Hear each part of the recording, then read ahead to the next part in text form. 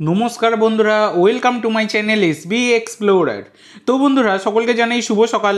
তো আজকের ভিডিওতে কিছু গুরুত্বপূর্ণ বিষয় নিয়ে আলোচনা করতে চলেছি। তো যারা চ্যানেলে প্রথমবার এসেছো অবশ্যই সকলে একটা করে সাবস্ক্রাইব করে দিও। সাবস্ক্রাইব করা সম্পূর্ণ ফ্রি, তাই যারা যারা ভিডিও দেখবে একটা করে সাবস্ক্রাইব করতে কিন্তু কেউ ভুলো না। তো বন্ধুরা, প্রথমেই যে আপডেটটা দেবো সেটা হচ্ছে সিএফএল এর কলকাতা ডার্বি কিন্তু আগামী 13 তারিখে রয়েছে, তোমরা সকলেই জানো, 13ই জুলাই। তো এই ম্যাচের টাইম কিন্তু ফিক্স হয়ে গেছে। তো 3:15 দুপুর 3:15 থেকে কিন্তু বিবেকানন্দ যুবভারতী ক্রীড়াঙ্গনে এই ম্যাচটা হতে চলেছে। এবং এই ম্যাচের টিকিটের দাম হচ্ছে 100 টাকা এবং 150 টাকা হচ্ছে নর্মাল, আর 500 আর 1200 হচ্ছে ভিআইপিদের জন্য, ভিআইপি বক্সের জন্য। তো এই হচ্ছে ব্যাপার, তোমাদেরকে জানিয়ে দিলাম।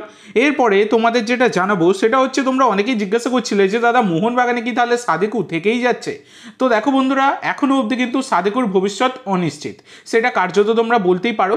এখনও অবধি আছে সাদেকু, সেইটা আমরা বলতেই পারি এখনও অবধি, কিন্তু কনফার্ম যে লাস্ট অবধি থাকবে সেটা বলা যাচ্ছে না। কারণ গতকালকে সন্ধ্যাবেলার ভিডিওতেই তোমাদেরকে জানিয়েছি যে মোহনবাগান কিন্তু একজন অ্যাটাকিং মিডফিল্ডার দলে নিতে চলেছে এবং তিনি চলে এলেই সাদেকুর কিন্তু বিদায় ঘটে যাবে। তো সাদেকুর ওপর কিন্তু অনেক ক্লাবেরই ইন্টারেস্ট রয়েছে, তো তাকে লোনে ছেড়ে দেওয়া হতে পারে, এটা তোমাদেরকে আগেও জানিয়েছি। আর যদি সাদেকুকে একান্ত যদি রিলিজ না করা যায় তাহলে কিন্তু আনরেজিস্টার করিয়ে রেখে দেওয়া হবে। কারণ তোমরা জানো এসিএলে তো আমাদের ভারত থেকে 6 জন বিদেশি রেজিস্টার করানো যাবে, এটাই হচ্ছে ব্যাপার। তো এবার দেখা যাক কী হয়, পরবর্তীকালে আস্তে আস্তে কয়েকদিনের মধ্যে সব ব্যাপারটাই কিন্তু ক্লিয়ার হয়ে যাবে।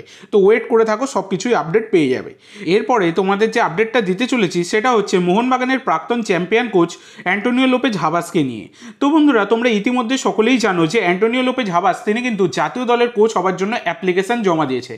যে 291 জন কোচের নাম জমা পড়েছে এআইএফএফ এর কাছে, তার মধ্যে কিন্তু এই অ্যান্টোনিও লোপেজ হাবাসও কিন্তু রয়েছে। তো এই হচ্ছে ব্যাপার। তো কিছুটা ইঙ্গিতপূর্ণ পোস্ট কিন্তু করেছেন Habas, charging batteries for what's coming, এটা কিন্তু তিনি পোস্ট করেছেন। এবং যেখান থেকে কার্যত কিন্তু অনেক প্রশ্ন ঘোরাফেরা করছে, তাহলে কি আমাদের জাতীয় দলের পরবর্তী কোচ অ্যান্টোনিও লোপেজ হাবাস?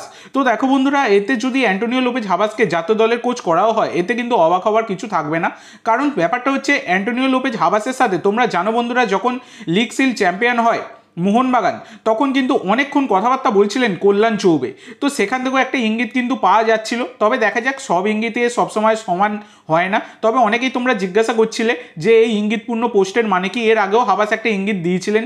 তো দেখা যাক, যদি আমাদের জাতীয় দলের হাবাস কোচ হন তাহলে কিন্তু খুব একটা খারাপ হবে না। তো দেখা যাক, পরবর্তীকালে যদি কোনো রকম কনফার্ম আসে আপডেট আমি তোমাদের জানিয়ে দেবো। তো এরপরে তোমাদের যে আপডেটটা দেবো সেটা দেশ বাকিংহামকে নিয়ে।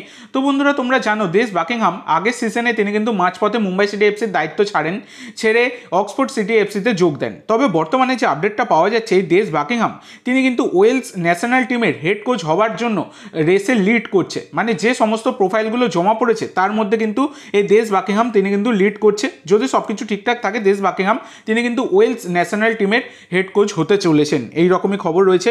এরপরে তোমাদের যেটা জানাবো সেটা হচ্ছে হায়দ্রাবাদ এফসি, তারা কিন্তু আবার ট্রান্সফার ব্যান খেয়েছে। তো এই নিয়ে 2023 থেকে 9 নম্বর ট্রান্সফার ব্যান। তো জো নোলেসের পয়সা মানে স্যালারি না দেওয়ার জন্য আবার কিন্তু ট্রান্সফার ব্যান খেয়েছে, যেটা কার্যত হায়দ্রাবাদ এফসিকে একদম খাদের কিনারায় নিয়ে চলে গেছে। জানা নেই এই ক্লাবটা উঠে দাঁড়াতে পারবে কিনা। অবস্থা প্রচণ্ড পরিমাণে খারাপ, কোনো রকম উন্নতির কিছু নেই, শুধু অবনতি হয়ে চলেছে। তো আশা করব, আগেও হাজারবার বলেছি যে এই ক্লাবটির যেন সব কিছু আবার ঠিক হয়ে যায়। অনেক প্লেয়ার ভারতীয় ফুটবলকে সাপ্লাই দিয়েছে এই হায়দ্রাবাদ এফসি। তো আশা করব হায়দ্রাবাদ এফসির যেন সব কিছু ঠিকঠাক হয়ে যায়। যদিও সেটা মুখে বলা এবং কাজে করে দেখানো দুটোর মধ্যে অনেক কিন্তু ডিফারেন্স রয়েছে। এখন টাকাতেই সব, টাকা যদি না মেটাতে পারে তাহলে কিন্তু হায়দ্রাবাদ এফসির জানা নেই তারা আইএসএল খেলবে কিনা, এটাই হচ্ছে ব্যাপার। তো দেখা যাক কি হয়। এরপরে তোমাদের যেটা জানাবো সেটা হচ্ছে 27 বছর বয়সী নেদারল্যান্ডের ডিফেন্সিভ মিডফিল্ডার কেজিয়া ভেনড্রপ, তিনি কিন্তু বেঙ্গালুরু এফসির সাথে 2025 অব্দি চুক্তি থাকা সত্ত্বেও বেঙ্গালুরু এফসি কিন্তু তার সাথে মিউচুয়াল কন্ট্রাক্ট টার্মিনেট করে নিয়েছে। তো নতুন কিন্তু বিদেশি আসবে কেজিয়া ভেনড্রপের জায়গায়। তো আজকের জন্য এইটুকু বন্ধুরা।